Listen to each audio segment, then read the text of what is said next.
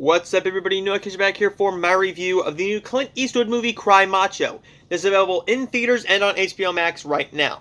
Cry Macho is all about Mike Milo, played by Clint Eastwood. A one-time rodeo star and washed-up horse breeder takes a job from his ex-boss to bring the man's young son home from Mexico, and it's a big mishap. They have to get past his mother's henchmen.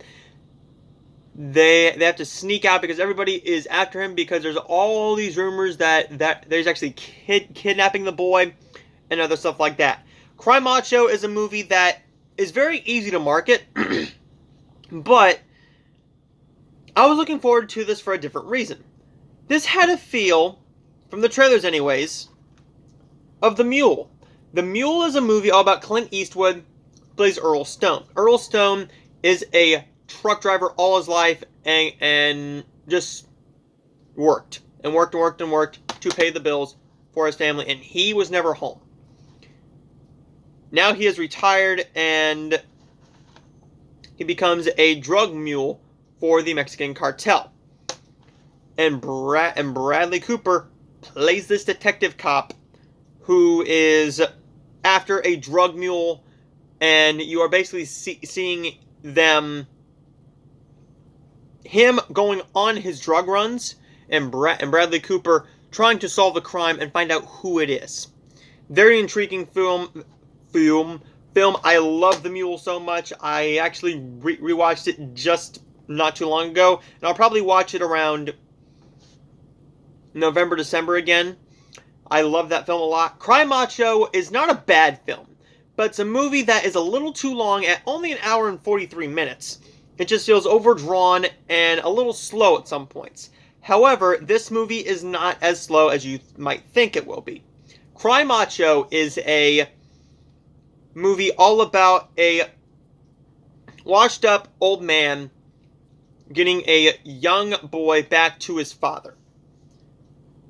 And the movie really does a good job of making you intrigued with both characters and feeling for the young boy because of his circumstances. Why he wants to go back home with his father. Why he is living on the streets, and what happens when he goes home. Cry Macho is a very emotional but yet at times funny movie. But what really bogs it down is the pacing, and I think that if you took Clint Eastwood out of this movie, it wouldn't feel any different. You could put anybody in here. You could have put Nicolas Cage in here. You could have put Leonardo DiCaprio, Jamie Foxx. You could have put anybody else in here and it would have been the same movie.